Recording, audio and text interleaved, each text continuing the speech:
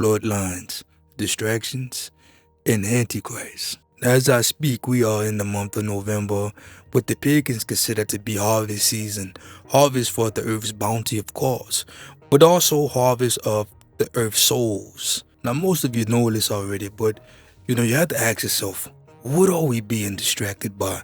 When you turn on the TV or get on social media, there's so much taking place, not just within our own country, but really with the world. And here lies the issue that I have with most so-called believers. We will fixate on a certain specific topic and just stay there. That will be the thing that gets us out of our monotony, makes us want to rile up or revolt, or even what they consider to be a revival, if you will. But is it of the Father, or is it a tool used by the enemy to ruffle the bed sheets, to smoke them out and then pick them off? We're going to be talking about this in this lesson. I'm going to do my best to keep it concise, but there's a lot of information that I have to kind of debunk and put you guys up on. And it's been in my spirit for quite some time. I just needed to go to and a conviction from I'm about to go ahead and put this out, because it takes me a long time to compose these videos. And I've always said before, these videos are not for me. For me to put the information out, I've already had it, and I'm already teaching my household about it. The information is for you and what you'll do with it. Let's proceed. Now, I just want you to backtrack. A few weeks ago, we had the situation with Kanye West and the statements that he made, and that was the big hoopla up until the time we had the shooting of Takeoff down in Houston, and then that was a big energy harvest. And then right after that, we have the Kyrie Irving situation.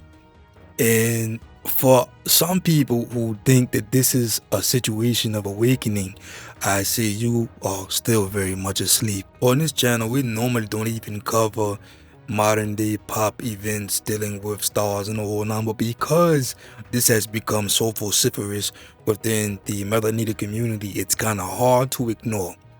What you need to understand about these people like Kanye West and Kyrie Irving is that they are controlled opposition.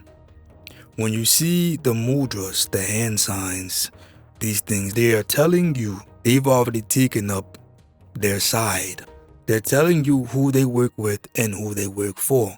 These people have already signed up to sell out. They've already put their hands up to get down. And they don't care what that means. A lot of your high profile entertainers know what's coming to the layman people, meaning you and me. And in order for them to keep their seed in this new nest egg, they have to play the game, whatever that game is. The world is all a big stage full of actors, but who's the director? The Bible tells us who the God of this world is, and that also he has blinded the minds and the eyes of many. Are you one of them? For fun, let's break down the etymology of the word entertainment. Enter means to enter, to come in. Tame is a form of taming, as in taming the lion or controlling thereof. And ment deals with the mind, as in mentality, mental, and so forth. So when you put that compound word together, entertainment, it is to enter the mind and control such. Now, knowing this, should you just blindly trust any entertainer? What Kanye West said to those who have been aware about his mother is no surprise. We never needed to hear him admit that to know that's what that was. But for some people, that's what they need. But it won't be enough to have them cross over and to embrace Yeshua and to repent. Oh no, these same people, and most of you all know them, will still commemorate and observe these pagan feasts. They will still live their rebellious lifestyles. We have a lot of people who may not even keep the pagan holidays. However, they still are guilty of witchcraft and idolatry based off the stubbornness and rebellious state of their hearts and spirits. So then what good is this doing? It's a big distraction. That's what good it's doing. Anytime one of these entertainers speaks on being one of the lost tribes, or the directly being of Judah, all the blacks, we just seem to foam at the mouth and pass out on the floor and get online and, converse about the new awakening. But it's a fraud. You are being defrauded. You are being mocked. You get on these people's platform, these social media outlets, and these social media outlets were created by Luciferians. Keep going up the ladder. But you get up there and you express everything that moves you. You join groups. Why do you think that Facebook allows you guys to join in groups? Well, it's easier to keep tabs on you. They could drop in at any time and see what you guys are talking about. What's the new sensation? They know what makes you mad. They know what makes you sad. They know how to get you out your house and into the streets. Therefore, they can place you in any location at any given time. That's very powerful. We also know that Facebook has had issues with data mining and also working with the CIA as far as this information that the users are freely giving out. All that means is that you are a big keyboard and you have buttons and they can push whatever button they want to. If they want to hit the enter button, they can do so. If they want to delete, they can hit that button.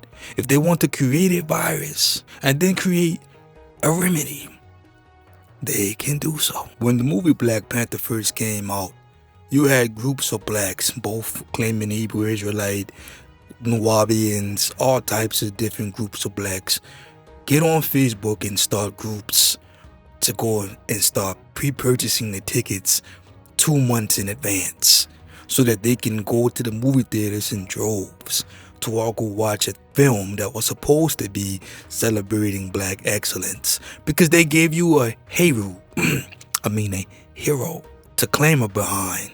From the minds of a Jewish writer, we went. It's funny because when it comes to serious issues, the youth being shot and murdered for nothing in the streets and the incarceration rates, the spike in food and gas and rent prices, we don't have that same kind of vigor. But when it's something that moves us in our emotions, because we are so emotional, and part of it is because too, a lot of us are being led by our women. A lot of us are being raised by our women. So all they have to do is tug on our emotions, and we'll come flooding into the streets like an uncontrollable ocean. Or to go see a movie in a franchise that really celebrates black on black violence. Men being controlled by women. The hero is truly a simp, and the villain should have been the hero. Wrought with black magic, ancestral worship, divination, soothsaying, necromancy, and every other thing that the word tells us to abstain from. In 2017, Kendrick Lamar came out with an album, and on this album he claims that he is no longer black, he is a Hebrew Israelite. And of course the result was the same. A lot of hoopla, a lot of people online swearing up and down that there's an awakening taking place, starting from these entertainers on down. But what happened to those same people who was heralding Mr. Lamar? Where are they to hold him accountable when he does something like this?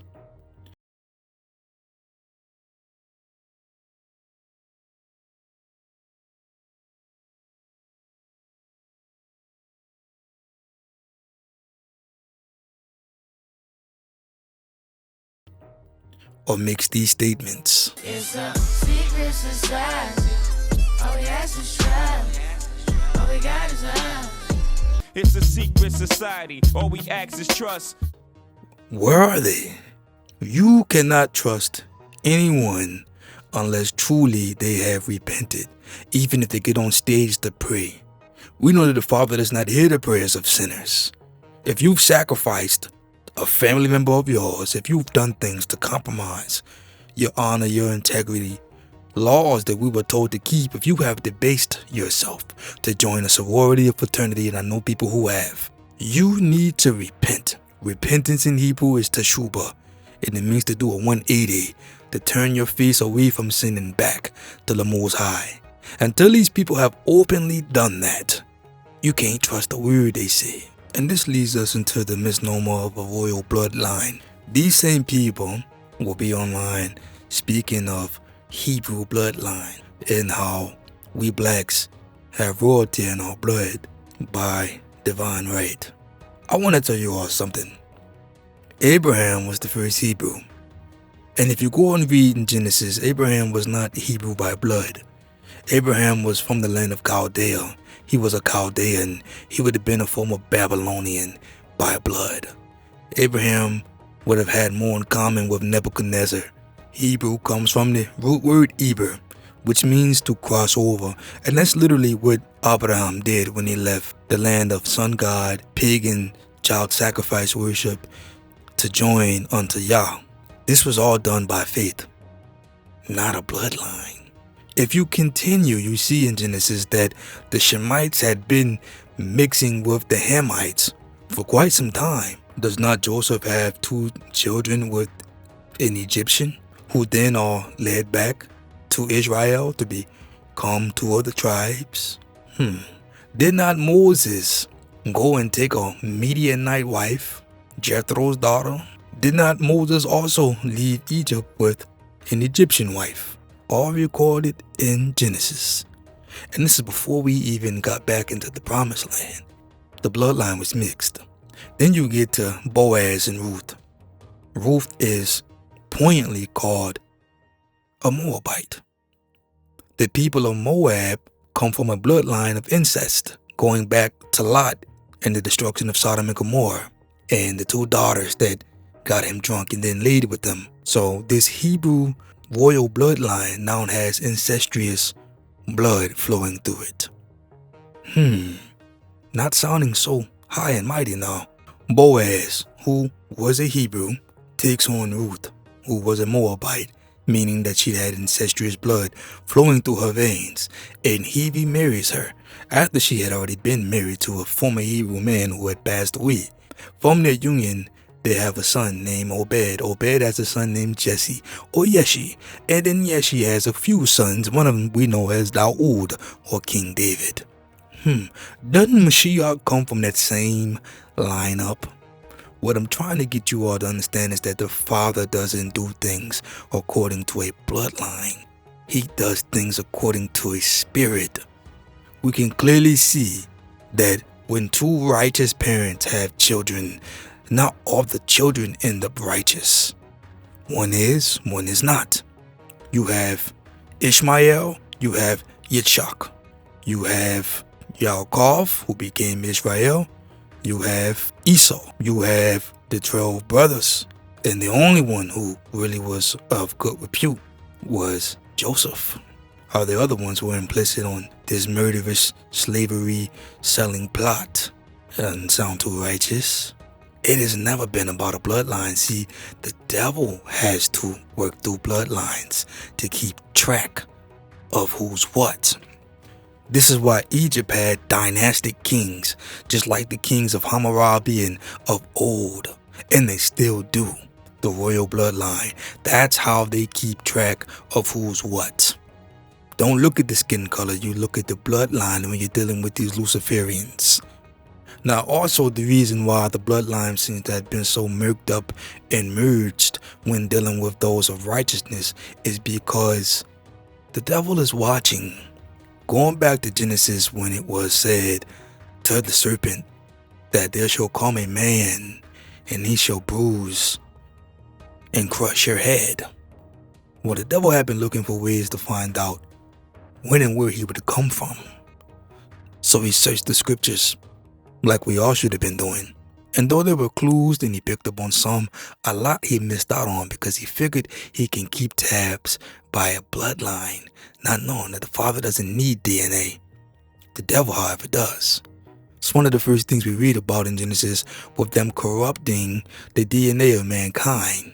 You'd be surprised to know that some of these bloodline families that may consist of the top 13 families that so-called rule the world can trace the ancestry back to Nimrod. Now, why isn't it that they're not trying to trace the ancestry back to Abraham or, one of the founding fathers, especially those calling themselves Jews at the high ranks, but instead trace their bloodline back to Nimrod, who we know was a Cushite, therefore his skin would have been black, but his blood would have been rebellious.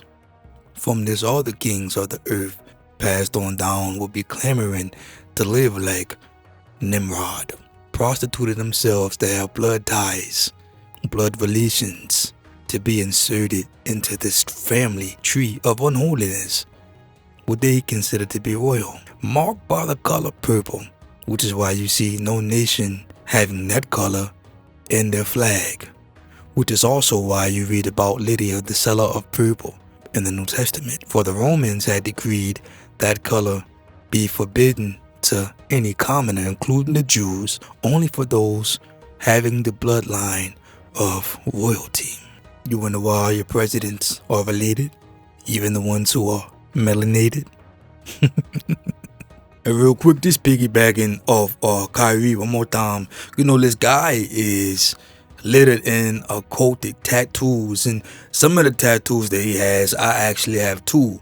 However, the difference is I've made videos openly denouncing, not only denouncing, but exposing what these signs meant. That way, when you seen them, you know exactly what they were, because we're told to expose the fruitless works of darkness. Kyrie has yet to make such a bold statement, openly, freely denouncing these things on him. He has a tattoo of the Hasma hand sign, which protects the wearer from the evil eye that is also seen on him. Of course, we see the hexagram, also known as the Star of David, which again, you may want to see my video on that. We see him throwing up a lot of the mudras of the hand signs of these elite bloodlines and fraternities. You see his shoes that he has out for sale, also has the one-eye symbolism. And again, you judge for yourself when dealing with this brother. I just want you all not to be deceived. Now, what I believe we've been distracted from is the fact that in Israel, the Jews there had crowned the man with the title of Yanuka. And if you've never heard of that title or that term before, let me stop here and say you may be part of the problem, because it's the issue I'm talking about right now. There's so much going on outside of America and in our backyard that will impact everyone's lives, yet we are so consumed. In Talmudic Judaism and Pharisaic Judaism, the Yanuka is a person who is a good forerunner or a good contestant to become crowned Mashiach, the anointed one. So when you hear someone being called the Yanuka, that's very, very alarming. Because again, we know that this first Christ-like figure, Mashiach-like figure, will be the Antichrist. Also, they have a breeding program with these red heifers, these cows, that can be read about in Numbers chapter 19. And of course, no sacrifice or no temple service would be complete without them. Well, they've just now gotten them in Israel, flown in, free from blemish. How ironic is that? So let's assemble what we know has to take place. There needs to be a man of sin who ascends the world stage and takes everyone by awe. He will sit in the temple and proclaim to be the Most High El.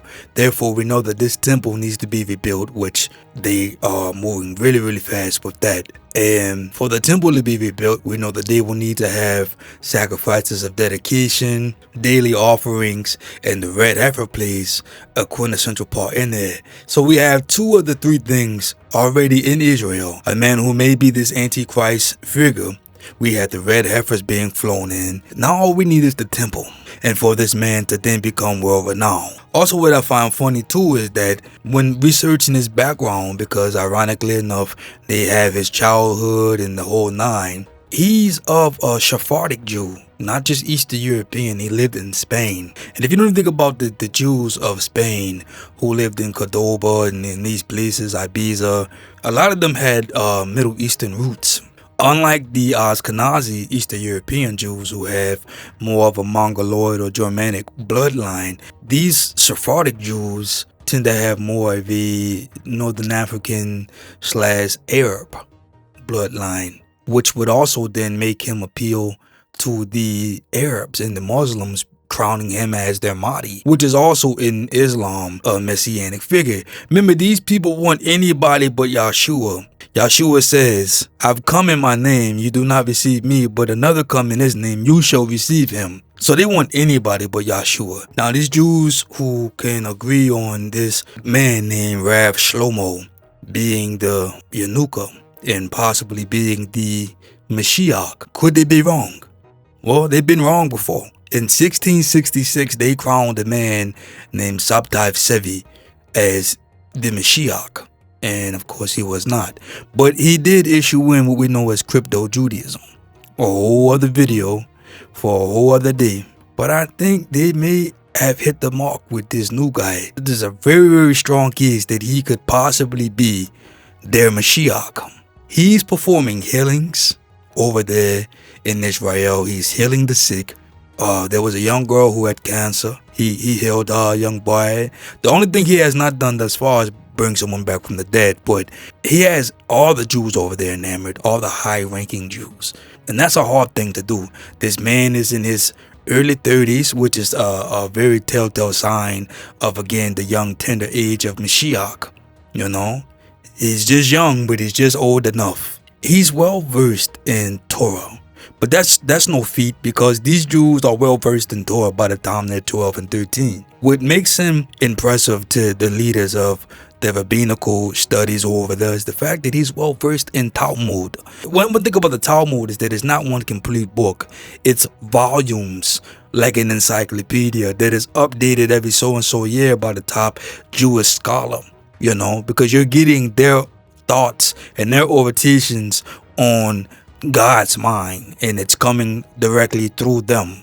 And a lot of these thoughts supersede what's written in Torah. And so typically when you do run across a Jew, you have to ask them, well, are you a Torah believing Jew? Or do you follow Talmud? Are you a Kabbalistic Jew? Well, you know, which one are you? There's so many different classifications right now. What I can tell you without a shadow of a doubt is that even with all the different groups of Jews, they all agree that this man is a good contester, and they are enamored with this young man. They call him the Yenuka. You know, also on an additional note, this guy is very well at playing instruments. He plays, I believe, what is the flute, the piano, and a couple other instruments too. I'm gonna tell you this, and this is no slight to Rav Shlomo, because I have yet to confirm who he is. I just think who he may be. But Satan does a marvelous job of mimicking his own kind. I wish he would be more creative. You see, the sons and daughters of Yahweh, you know, Yahuwah, we've always been endowed with the gift of music. David was a harpist, and he wrote psalms. You know, a lot of our prayers were actually songs that we sang. The children of Israel were known to make a joyful noise. Anyone can make noise. You got to be skilled to make it joyful. But of course, Lucifer likes to endow his children with, you know, the same gifts. So here we are dealing with the goat and the sheep, and they both look alike just until you get into the temperament of such. Anyhow, I didn't want to keep this video too long. I really do believe that we are ramping up Bible prophecy. The energy is really dark outside. I will say that. Every year it gets darker and darker, and I try to, at some time, I try to even throw it off like, you know, maybe it's just me. And then I tap into the world and I watch as I'm told to.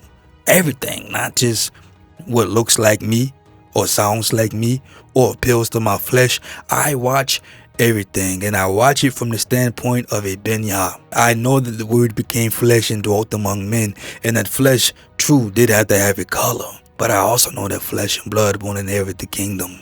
And that's what I ultimately rest on when I'm watching these things. I don't watch them as the N-word. I don't watch them as a black man. I watch them as a spiritual watcher who, for the most part, doesn't really have a dog in his fight. I'm not pro-abortion. I'm not anti-abortion. That's not my fight. I'm not pro-black. I'm not pro-white. That's not my fight. When Yahshua returns, that is my main concern. And for the bride of Mashiach, please do not be led astray, pulled by the hooks in your noses because they have things that appeal to your flesh.